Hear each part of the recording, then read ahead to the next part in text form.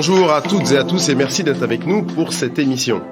À l'heure où les rapprochements capitalistiques font peser des risques opérationnels et financiers pour les entreprises, ces dernières doivent désormais chercher des alternatives pour s'appuyer sur une plus grande variété d'acteurs, notamment issus du monde de l'open source.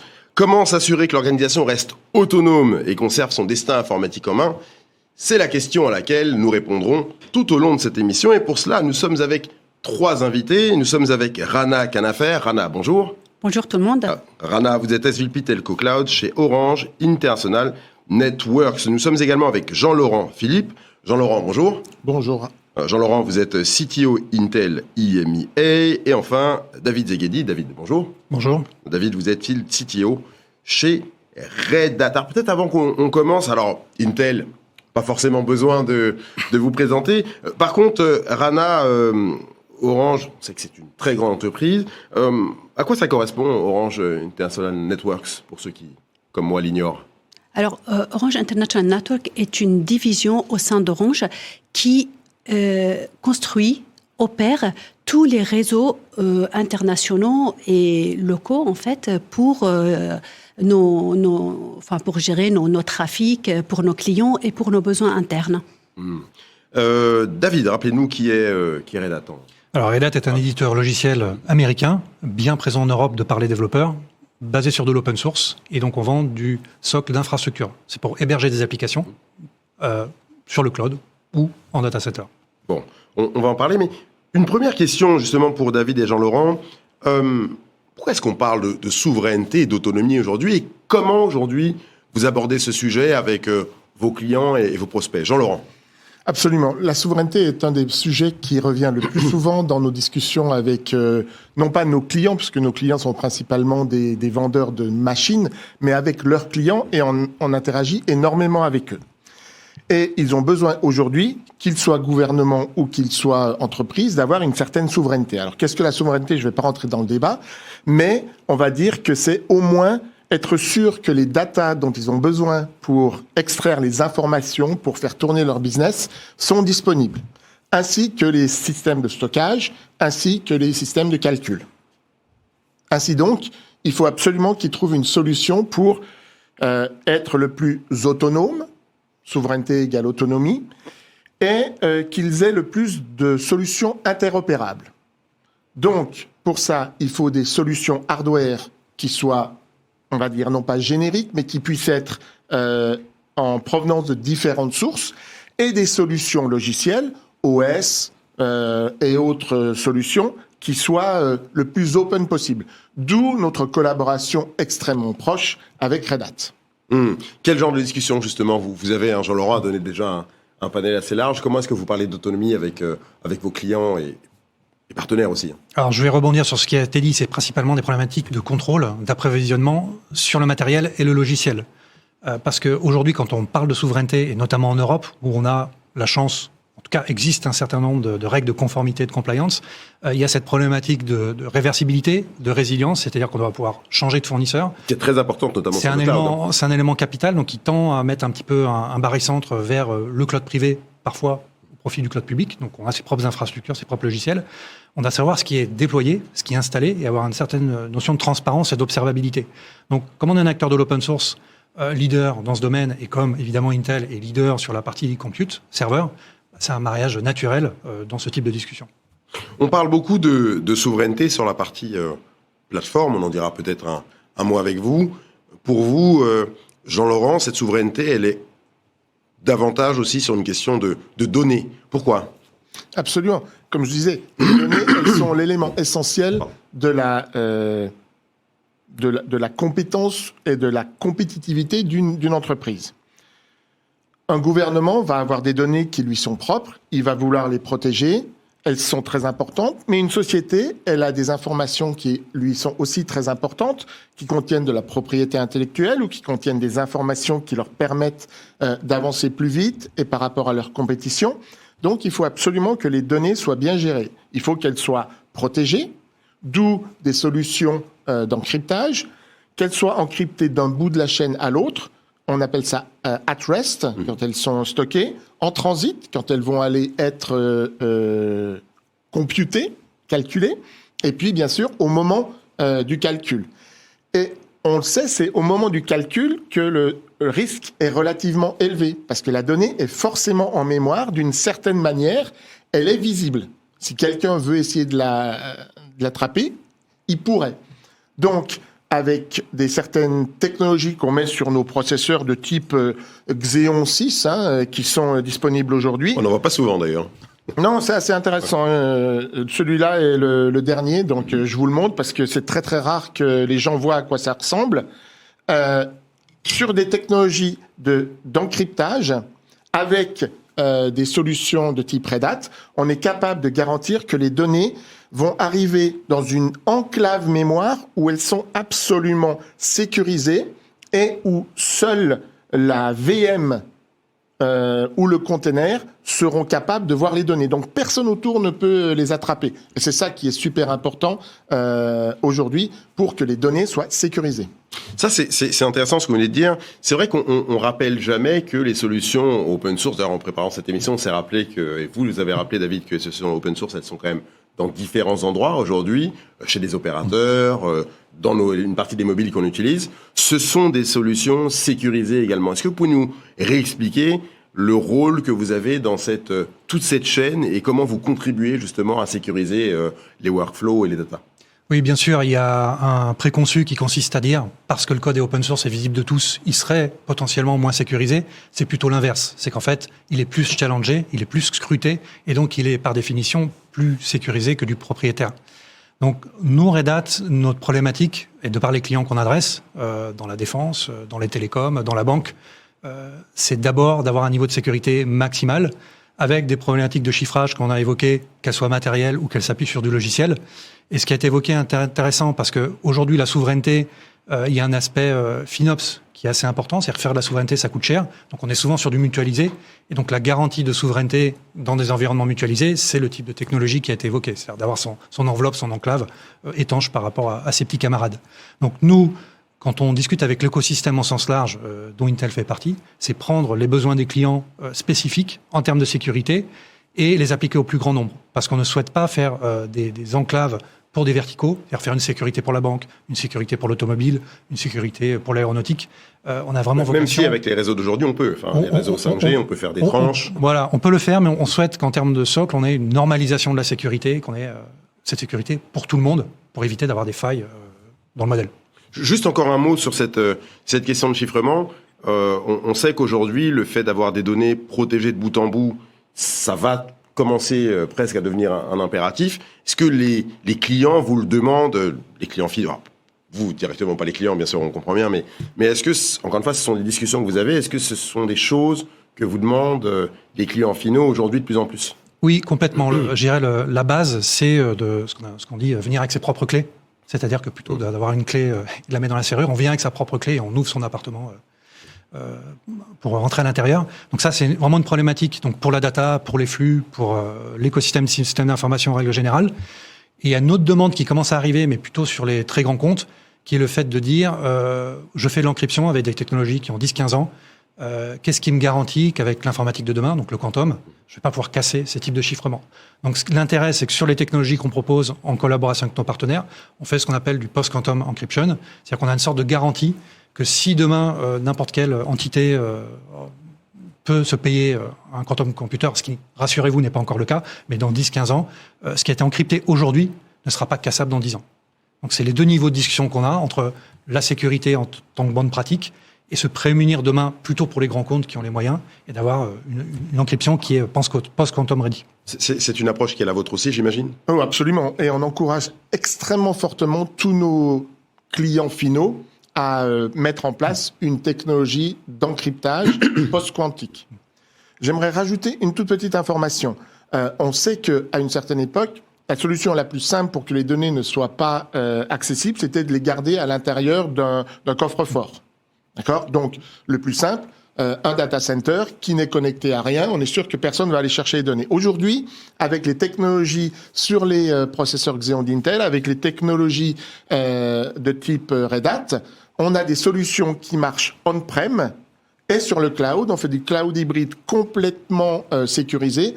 Et si on a vu des utilisateurs finaux passer complètement au cloud et puis en revenir, on les voit retourner vers le cloud maintenant qu'on a des solutions grâce à Red Hat. Quand on parle d'autonomie et de souveraineté, je vais revenir un peu plus peut-être sur la question d'autonomie. Bon, ça n'a échappé à personne, et notamment ceux qui nous regardent. On a eu un rapprochement capitalistique, je le disais en introduction, de Broadcom qui a avalé Red Hat. Ça pose d'autres problèmes pour les entreprises. Je dirais plutôt VMware. Red Hat, pardon. VMware, pardon. J'étais en train de... Alors, je suis pas au courant. Non, pas encore. Non. VMware, vous avez raison de me reprendre. Broadcom qui a avalé VMware. Et en fait, ce rapprochement a posé et pose encore aujourd'hui d'autres problèmes, notamment en matière de virtualisation et de migration, parce que beaucoup d'entreprises veulent effectivement changer de solution. Comment est-ce que Jean-Laurent et David et Jean-Laurent, comme vous le souhaitez, comment est-ce qu'on prépare une migration de cette taille-là, de cette importance, sachant que quand on est dans un écosystème, j'ai cité VMware, mais il y en a bien sûr d'autres, quand on bascule d'un écosystème à un autre, on a bien sûr besoin de le préparer, d'anticiper, on a des flux métiers importants, on a des flux stratégiques qui sont installés sur ces machines virtuelles. Comment est-ce qu'on le prépare et comment est-ce qu'on s'assure que cette migration-là sera sans risque ? Alors c'est un bon point. De base, un projet de migration, un projet de transformation, ça reste quelque chose de complexe. Donc il y a une problématique financière, il y a un cost of exit, il faut payer les personnes pour faire les migrations, il faut reformer les personnes sur les nouvelles technologies. Donc ce qu'on constate chez les clients, c'est que s'il n'y a pas de sponsorship niveau management, c'est très difficile de faire ces projets-là pour sortir d'un acteur de virtualisation traditionnel pour aller vers une plateforme un peu plus moderne, qui est capable de faire du conteneur, de l'IA, de la VM de manière agnostique.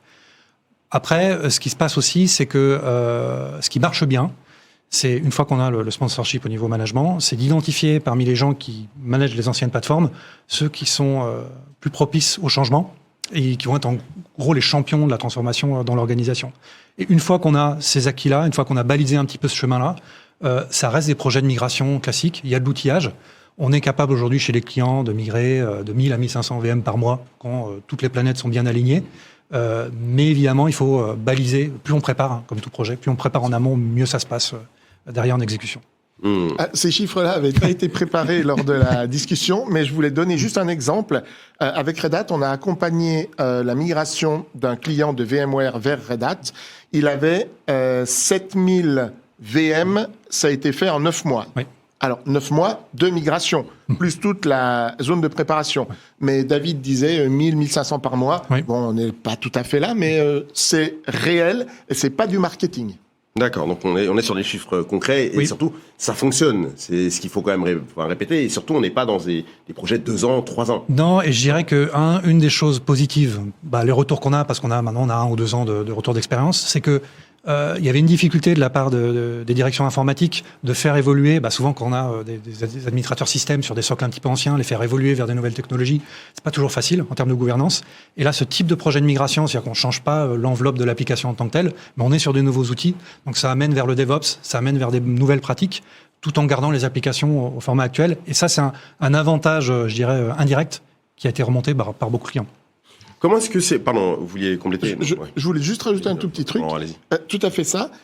Et en plus, lorsqu'il y a cette dynamique instillée par le management concernant cette migration, on voit aussi d'autres groupes qui en profitent, ou d'autres BU qui en profitent, des line of business, qui en profitent pour ajouter quelque chose. Et l'IA étant quelque chose d'hyper important aujourd'hui, on voit des projets d'IA se greffer dessus, pas tout à fait, mais qui profitent de la compétence qui est acquise par l'ensemble des gens qui font la transition, on va dire, de VMware vers Red Hat, pour mettre en place des choses supplémentaires. Et l'IA, j'imagine qu'on va en parler dans un petit moment, est quelque chose d'hyper important aujourd'hui. Donc, on a une dynamique extraordinaire. Comment est-ce qu'on convainc encore les entreprises de la pertinence de l'open source? Est-ce qu'il y a Quels conseils vous donneriez à ceux qui veulent, encore aujourd'hui expliquer que l'open source fonctionne, est efficace et peut être utilisé dans le cadre d'une entreprise, notamment pour une bascule entre différents écosystèmes? Alors, c'est une vaste question. Je vais essayer d'y répondre rapidement pour être sharp. Il y a, je distingue 2 typologies de clients. Il y a vraiment les clients qui ont une vision très passéiste de l'open source et font beaucoup de pushback, ne veulent pas y aller. À ces clients-là, généralement, je mets en lumière le fait qu'ils sont déjà utilisateurs de cette technologie-là. Ils utilisent du cloud public, ils utilisent des progiciels qui embarquent de la technologie open source. C'est transparent pour eux, mais s'ils font de la VM sur Amazon ou sur Google, ils font déjà du KVM. Donc souvent, ça brise un peu la glace. Et ça, je dirais, heureusement, c'est une minorité. La majorité des clients qu'on a, ils sont convaincus, c'est dans leur paysage, mais ils ont une problématique d'adoption et une problématique de montée en puissance. C'est-à-dire comment, au niveau d'un groupe, avoir une stratégie open source qui est cohérente. Donc là, mon conseil, si j'enlève ma casquette Red Hat, c'est d'identifier les projets open source sur lesquels ils peuvent agir en autonomie. Ils n'ont pas forcément besoin d'un éditeur. Ils ont des compétences en interne. Et c'est quelque chose qu'ils peuvent dynamiser. Par contre, il y a d'autres projets qui sont stratégiques où ils pourraient avoir une autonomie, mais le coût humain en termes de gestion de cycle de vie de management est tellement important que parfois, c'est plus intelligent de se diriger vers un éditeur, parce que c'est un socle extrêmement structurant. On en parlera tout à l'heure avec Orange. Et donc, c'est vraiment cette séparation qui consiste à dire l'open source, je vais en avoir forcément au sein de mon système d'information, mais quelles sont effectivement les filières pour le déployer. J'aimerais rajouter une toute petite chose, parce qu'on parle de open source, on parle de Red Hat, et peut-être que la communauté qui nous écoute n'est pas vraiment au courant, mais ça ne se fait pas que entre Red Hat et un petit ou un grand nombre de petits contributeurs du monde public. Intel est un des plus gros contributeurs au noyau Linux. Depuis 25 ans, on travaille très très proche avec Red Hat. Et on a énormément d'ingénieurs qui y contribuent. On a donc des très grands groupes qui eux-mêmes contribuent à l'open source, qui ont donc des compétences, des ressources, et qui font que ça avance et ça avance vite. Avant qu'on continue et que je passe un peu la parole à Rana, qu'on rentre un peu dans le cadre de ce que fait un utilisateur des solutions, j'aimerais qu'on dise un mot sur le partenariat Intel-Red Hat. Quelle en est la logique et quels sont les bénéfices pour les entreprises? Peut-être Jean-Laurent et puis après David. Très rapidement. Intel est un fournisseur de solutions. Donc, j'ai montré le Xeon 6, mais on fait aussi des accélérateurs IA, par exemple. On fait aussi des CPU pour les PC. Ils sont tellement petits que je les ai pas amenés ici. Mais on fait des ingrédients aussi logiciels. On fait donc des drivers, on fait des morceaux d'OS, on fait des choses comme ça. Et notre philosophie est soyons le plus ouvert possible. Intel a inventé l'USB, a contribué au Wi-Fi, et aujourd'hui on contribue énormément à tout ce qui est open source parce que c'est de la standardisation. Dans ce cadre-là, on a l'idée en tête qu'il vaut mieux pour les utilisateurs finaux qu'ils aient un choix le plus large possible et qu'ils se retrouvent pas pieds et poings liés avec un fournisseur. D'où notre logique pour le meilleur pour les entreprises et les utilisateurs. David. La plupart des choses ont été dites, mais je vais juste compléter en mettant en avant le fait que Intel fait beaucoup de choses à des plateformes qui sont extrêmement complètes. Et classiquement, au logiciel, même sur des systèmes d'exploitation, on exploite une partie de ce qui est possible sur les architectures matérielles, mais pas forcément l'exhaustivité. J'ai un exemple, on a travaillé avec un grand opérateur télécom plutôt américain, où il avait une contrainte sur le déploiement effectivement de sa 5G, de mesurer l'empreinte énergétique.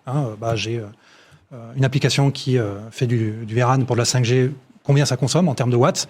Donc nous, en termes de logiciel, on tournait un petit peu sur les métriques qu'on avait et on était un petit peu limité. Et en discutant avec Intel, on s'est rendu compte qu'ils avaient déjà ces informations directement au niveau hardware, directement au niveau processeur sur la carte mère. On a travaillé avec eux de manière à avoir une information très très fine qui consiste à dire ce conteneur à un instant T consomme tant de watts. Et donc ça, c'est vraiment un partenariat technologique qui permet d'aller au-delà de ce qu'on a classiquement quand on utilise 50 ou 60% de l'API qui est exposée par Intel. Rana, on parlait effectivement de clients, utilisateurs, de partenaires, et vous êtes avec nous aujourd'hui. Avant peut-être de parler de techno, j'aimerais juste qu'on comprenne le besoin d'agilité d'un opérateur comme Orange. On sait que depuis très longtemps, sur l'infrastructure, c'est très important d'avoir des réseaux flexibles, agiles, pour migrer des charges et notamment lancer de nouveaux services. Pourquoi est-ce que c'était nécessaire? Est-ce que vous pouvez nous rappeler, Rana, et nous expliquer pourquoi c'était nécessaire d'avoir une telle flexibilité pour vous? En fait, Orange a... Déjà, je vais parler de la partie telco. Orange, depuis 8 ans, a démarré cette transformation technologique, cette transformation des réseaux pour aller vers des réseaux virtualisés et vers des réseaux beaucoup plus agiles pour plusieurs raisons. Un, c'est pour répondre aux besoins clients. et d'avoir un réseau à la demande et d'activer en un clic un service, une connectivité entre, je sais pas, Miami et Paris, et vraiment en un clic, et de la désactiver en un clic. Du coup, il y avait un besoin énorme en termes d'agilité, en termes de flexibilité et de répondre aux besoins de nos clients. Après, dans un aspect et dans un contexte de plus en plus compliqué de point de vue économique et géopolitique, même technologique, avec ce que vous venez de dire sur VMware et le fait que Broadcom a décidé d'augmenter les prix, son concertation avec les clients, ça pousse Orange à dire qu'il faut vraiment qu'on soit agnostique de nos vendeurs et qu'on développe nos chaînes d'orchestration, d'automatisation, d'intégration pour qu'on puisse migrer d'une technologie à une autre vraiment d'une façon presque transparente et aussi de déployer un service sur telle technologie ou sur une autre indépendamment de ce qu'il y a en dessous. Du coup, en fait, il y a tous ces aspects qui nous ont poussés à accélérer sur l'agilité et sur l'aspect souverain, vous avez parlé, Orange a décidé aussi de créer ses propres points de présence. On a plus de 50 POP au niveau, partout dans le monde, dans plus de 40 pays. L'idée derrière, c'était d'être au plus proche de nos clients, moins de 10 millisecondes de nos clients, d'avoir notre souveraineté. Et de plus dépendre des points de présence d'autres. D'ailleurs. Voilà, de ne pas dépendre des hyperscalers. Et dans ces POP, aujourd'hui, on sert déjà plus de 500 clients. On a plus de 30 services réseau déployés et on continue à accélérer sur l'agilité, sur la flexibilité et sur la virtualisation de nos réseaux. Vous avez choisi, parmi vos partenaires technologiques, Red Hat. Comment est-ce que Red Hat s'inscrit justement dans cette vision d'autonomie finalement et de capacité justement à, vous l'avez dit, lancer différents services et puis finalement être autonome dans vos choix technologiques? Alors là, en fait, c'est vrai qu'il y a 1 an et demi à peu près, on a lancé un RFP et on a fini par choisir la solution Red Hat OpenShift parce qu'on avait Red Hat OpenStack et on est passé au Red Hat OpenShift. Alors pourquoi ce choix? C'est plusieurs raisons. La première, et qui est la plus importante pour moi, c'est qu'aujourd'hui, sur nos réseaux telco, on a les services qu'on appelle VNF et on a les services containerisés qu'on appelle CNF. VNF, peut-être pour ceux qui... c'est Virtual Network Function et CNF, c'est Cloud Native Network Function, où en fait le service, il est containerisé by design. Avant, on avait en fait 2 stacks, une OpenStack pour les VNF et une autre Kubernetes pour CNF. Ce qui rendait l'industrialisation, l'intégration... Plus complexe, plus longue. L'exploitation un peu plus complexe pour nos salariés. Et là, le fait de passer vers une technologie qui fait les deux, c'est vrai que ça facilite énormément l'industrialisation et derrière les opérations de cette stack. Mais en plus, ce que Red Hat nous a apporté, c'est la plateforme AAP, c'est Ansible Automation Platform, qui nous permet en fait d'automatiser le déploiement et d'industrialiser ce déploiement. Du coup, c'est ça l'avantage de ce choix et c'est pour cette raison qu'on a choisi Red Hat. C'est juste pour s'arrêter sur cette partie de lancement de nouveaux services. Si on prend une infrastructure, si vous avez peut-être quelques ordres de grandeur en tête, si on prend une infrastructure classique, pas automatisée, par rapport à aujourd'hui, quelle différence de temps on a entre un lancement de nouveaux services avant et un lancement de nouveaux services avec du OpenShift? Excellente question. Alors, en fait, comme je disais, on a démarré il y a 8 ans, ok? Et on a déployé 50 POP, plus pas mal de services. Et depuis là qu'on est passé sur la nouvelle version OpenShift, ça fait 1 an, tout pile presque, on a déjà pu déployer 10 POP dans cette nouvelle version. On a en fait lancé à peu près 8 services containerisés. Parmi ces services, il y a l'IoT, il y a le 5G Core qui est un service Make qu'on a développé nous-mêmes et qu'on a pu lancer sur cette nouvelle infrastructure. On a des services réseau, connectivité, SD-WAN. Voilà, on a réussi en moins d'1 an de déployer déjà à peu près 10 POP et de lancer une dizaine de services sur cette infra. Alors juste peut-être, David, très rapidement sur cette question-là. Là, on a un exemple avec Orange et on a une célérité pour lancer des services qui est quand même en un an, vous le disiez, hein, donc ça va excessivement vite. On retrouve cet ordre de grandeur très rapidement avec vos autres clients? Alors, pas forcément. Peut-être pas la taille d'Orange. Hein, pas forcément. C'est vrai qu'Orange fait partie des bons élèves. C'est-à-dire d'un point de vue partenariat technologique, c'est comme quelques clients, ça fait un peu partie des écuries de Formule 1. C'est-à-dire que on pousse vraiment les produits dans leur retranchement, dans le bon sens du terme. Et après, ça redécline chez des clients plus traditionnels. Donc, les bonnes pratiques ou les usages qui sont faits des technologies Red Hat, notamment chez un Orange, sont en avance de phase un petit peu par rapport au marché, hein, pour être transparent. Et c'est vrai qu'ils arrivent du coup à des niveaux d'efficacité dont vont bénéficier d'autres clients quelques mois plus tard. Même si on va pas prendre l'intellectual property de la manière dont Orange manage ces plateformes. Mais si par exemple dans de l'orchestration ou dans la manière dont on fait un workflow, on a des remontées qui sont intéressantes, ce sera reversé au produit globalement, et donc en open source, et donc par définition, tous les clients bénéficieront par la suite. Donc ça, c'est vraiment ce cercle vertueux qu'on apprécie, nous, avec des très grands clients. Comme c'est vrai, on vous pousse beaucoup de demandes de nouvelles features tout à fait. Qui, derrière... mais qui bénéficient, c'est ça qui est intéressant en open source, à l'ensemble des clients payants ou non, d'ailleurs, de Red Hat. Ouais, c'est l'avantage vraiment du monde open source. Le cloud, c'est aussi un sujet important pour votre groupe. Vous y travaillez depuis, pour des gens qui suivent ça depuis longtemps, on voit qu'il y a une vraie stratégie d'Orange en matière de cloud. Comment est-ce que ce partenariat technologique avec Red Hat contribue à vous donner peut-être plus de possibilités pour vous-même et pour vos clients? C'est vrai que, je répète, le contexte économique, technologique et l'évolution des demandes de nos clients nous pousse à aller plus vers la mutualisation de nos clouds, à plus des clouds agiles. Et aujourd'hui, là, on a déployé Red Hat sur la partie telco. On a un projet de mutualisation de nos clouds. Après, c'est vrai que cette expérience qui est réussie peut-être, être répliquée sur d'autres besoins. Je pense que c'est une belle expérience. Maintenant, il faut aller jusqu'au bout parce que on a des services assez challengeants en termes de besoins de features.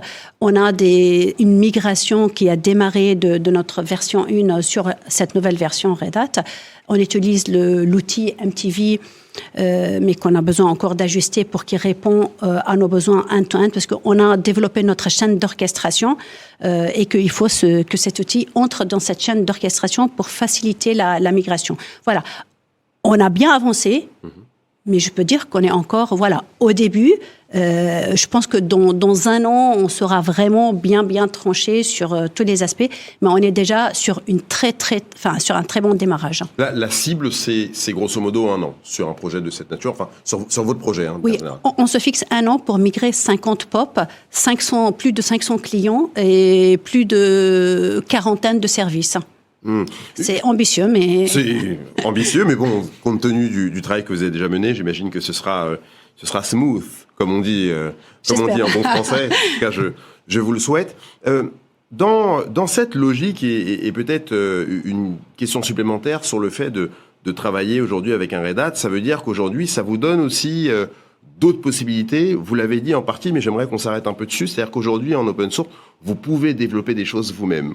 C'est-à-dire que j'imagine que c'était aussi une des raisons pour lesquelles vous avez voulu travailler avec Red Hat, sachant que vous avez, je ne sais plus combien de milliers d'ingénieurs, donc vous avez la capacité à développer des produits seuls, que ce soit des connecteurs, pas des connecteurs. Donc, est-ce que c'est aussi quelque chose que vous recherchiez, le fait de ne pas forcément tout prendre sur étagère et d'avoir la capacité avec un nouvel acteur de déployer des services et de concevoir des services ad hoc par vos propres forces? Tout à fait, en fait. Et je pense que Orange a cette possibilité, parce qu'on a une force de frappe assez forte, pour que aussi on décide de faire du make et non pas que du buy. Et je pense que le fait qu'on a accéléré cette transformation, que ce soit sur l'aspect réseau, sur l'aspect IT, ça nous encourage et ça nous pousse encore plus d'aller sur du buy. J'ai donné l'exemple tout à l'heure, par exemple, le 5G Core, c'est un service qu'on a développé nous-mêmes, qu'on est en train de déployer sur nos infras. Quand on est passé de la version 1 sur la version 2, le service d'attachement on a décidé de le faire nous-mêmes avec nos équipes et la chaîne d'orchestration, on l'a fait nous-mêmes. Du coup, voilà, on participe et on veut aller plus sur de l'autonomie et de maîtriser nos services avec nos partenaires. On est quasiment à la fin de cette émission et j'avais une toute dernière question. On peut difficilement finir une émission aujourd'hui sans parler d'un tout petit peu d'IA, forcément. Jean-Laurent et David, comment est-ce qu'aujourd'hui vous aidez vos clients, d'une part, à passer à l'échelle avec vos produits et votre infra, et comment est-ce que vous leur permettez, parce que c'est un besoin qu'on va voir demain grandir, eh bien, de se préparer pour de l'agentique, notamment. Jean-Laurent et puis David, rapidement. Intel accompagne les clients, tout d'abord, en leur disant... Choisissez bien les projets sur lesquels vous voulez faire de l'IA et ne faites pas de l'IA parce qu'il faut faire de l'IA. Donc, quel problème avez-vous à régler? Avez-vous les données qui vous permettent d'avancer sur ce projet-là?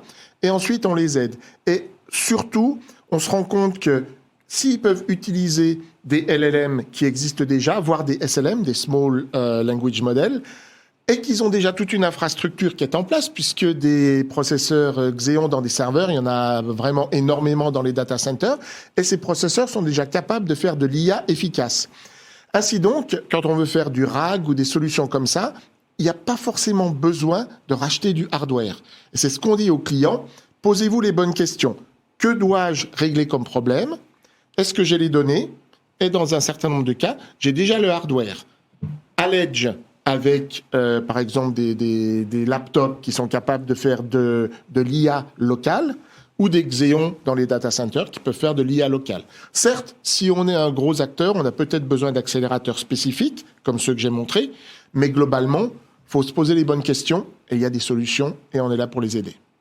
David, un dernier mot sur cette partie. Oui, rapidement. Nous, on se positionne comme leader sur les plateformes pour héberger des applications. Les applications de demain, elles embarquent de l'IA. Mais en fait, on a déjà un énorme patrimoine d'IA classique, ce qu'on appelle l'IA prédictive, du machine learning, depuis des années, qui tourne sur du Red Hat. Aujourd'hui, il y a un prisme médiatique qui est mis sur l'IA générative, et c'est très bien parce que ça permet de faire pas mal de papier, et c'est très intéressant. Mais nous, dans ce contexte-là, notre positionnement, c'est d'être vraiment, de dire, OK, on a déjà ce leadership sur la partie workload IA traditionnelle, sur le génératif, sur les LLM, sur les GPT-like. On va être la plateforme de référence. C'est-à-dire qu'un client qui vient avec un besoin sur l'IA générative, un LLM, indépendamment de l'accélérateur dont il dispose, indépendamment du matériel ou de l'emplacement géographique sur le cloud ou dans son data center, il doit être capable d'avoir le même niveau de service. Donc c'est vraiment nous, notre positionnement, de le faire au niveau local ou pour les beaucoup plus gros clients à l'échelle. Parce que ce qu'on dit pas, c'est qu'aujourd'hui, sur vraiment les clients, la discussion qu'on a là-dessus, c'est une problématique de FinOps. C'est malgré tout des cartes qui sont onéreuses, indépendamment des acteurs. Et donc, il y a une vraie prise de conscience de la part de dire, OK, on va faire des investissements, mais on va introduire du FinOps. On va pas acheter forcément des GPU sans réfléchir. On va regarder le cas d'usage et l'adéquation et la capacité de paralléliser, de passer à l'échelle de manière intelligente. Donc, tout ça, c'est les discussions qu'on mène.